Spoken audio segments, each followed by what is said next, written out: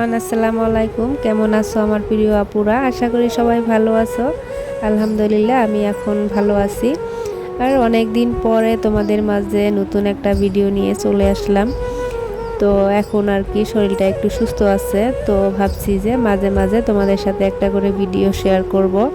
আসলে আমি অনেক দিন ধরে ভিডিও দিচ্ছিলাম না, আমার অসুবিধা ছিল, তার জন্য শরীরটা ওখানে অসুস্থ ছিল। আর সব কিছু মিলিয়ে ভিডিও দেওয়া হয়নি।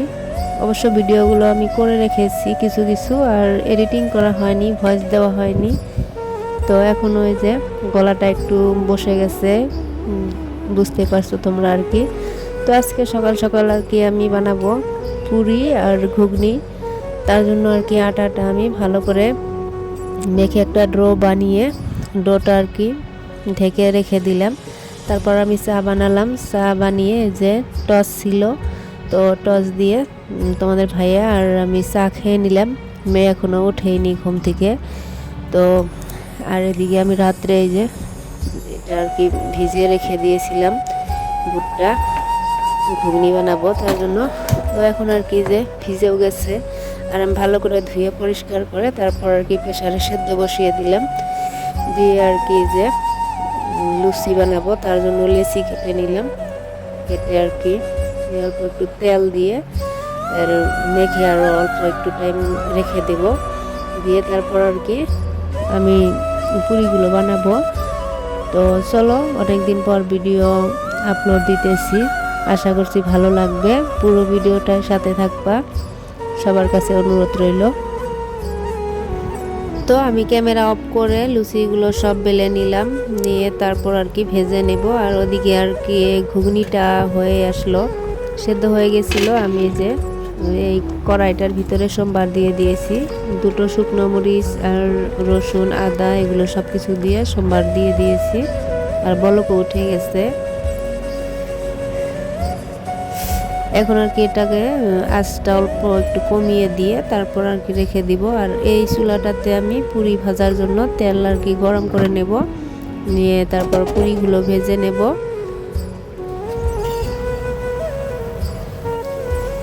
আসলে অসুস্থ হয়ে কিছুদিন বিছানাতে পড়ে থাকলে, মেয়েরা যদি বিছানাতে পড়ে থাকে তাহলে মেয়েদের প্রিয় জায়গা রান্নাঘর, সেখানকার আর কি অবস্থায় থাকে না। তো আমারই একই দশা হয়ে গেছে। এই দেখো চুলাটার ওই পাশে ওই বেড়াটাতে কতগুলো লেত্রা জমে আছে। তো আমি এগুলো আর কি সব কিছু সাফা করব। এতদিন তো অসুস্থই ছিলাম, এখন একটু একটু সুস্থ হয়েছি। এখন আর কি এগুলো সাফ করার চেষ্টা করব আর কি, দেখি কত দূর কি সাফা করতে পারি। আজকে অল্প একটু করব, কালকে করব, একটু একটু করে আমি সব কিছু আর কি সাফ করব, পরিষ্কার করব। উপায় নাই, যেহেতু আমি একাই, মেয়ে তো ছোটই, ও আর কি করবে, যেমনে পারছি তেমনি আর কি রান্না করে খাওয়া হয়েছে।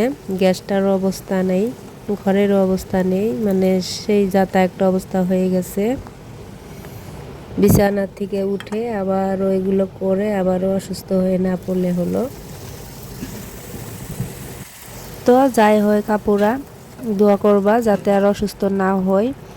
তো আল্লাহর কাছে এটাই আশা করি যাতে অসুস্থ না হই, ভালো ভালো আর কি থাকতে পারি, যে কদিন বেঁচে থাকি আল্লাহ যাতে ভালো ভালোই রাখে।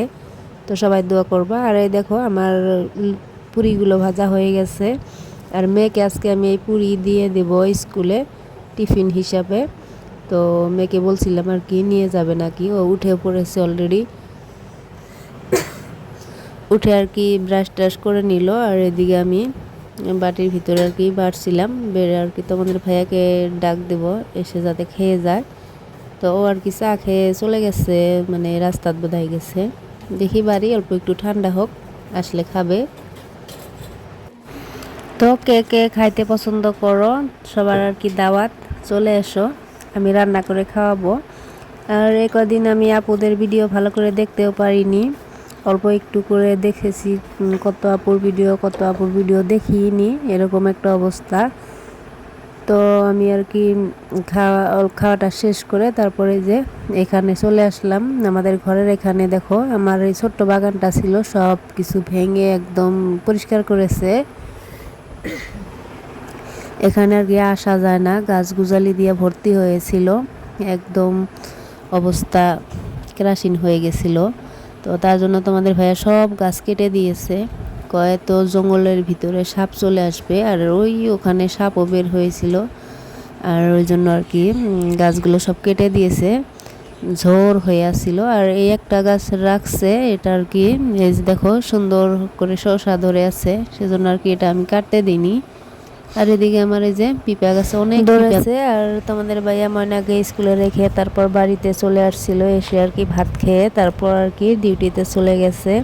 আর দুপুরে আনতে যাবে, আমার দেওর গেছে বাজারে, তো ওকে ফোন করে বললাম যে স্কুল ছুটি হয়ে গেছে, যদি বাজার আছে নিয়ে আসেন আর কি। ও বললো যে আমি এখানে আছি, ওকে নিয়ে যাবনি। তো ময়নাকে আর কি ওর আঙ্কেল নিয়ে আসলো। এটা হচ্ছে সন্ধ্যাবেলা, আর আমার একটা পার্সেল চলে আসছে। দেখো পার্সেলটা হলো বেড কভার, একটা অর্ডার দিয়েছিলাম, তো অনেক দিন ধরেই ভাবছি দেবো আর দেওয়া হয় না। আর এই যে গোলাপি কালারের, ওই একদম পিওর কটনেরই আসছে, ভালোই আর কি, মিশো থেকে অর্ডার দিয়েছিলাম। তো আজকের ভিডিও এইটুকুই আপুরা, আবার দেখা হবে নতুন একটা ভিডিওতে। তো ততক্ষণ সুস্থ থাকো, ভালো থাকো, আল্লাহ হাফিজ, আসসালামু আলাইকুম। তো সবাই পাশে থাকবা, এটাই আর কি।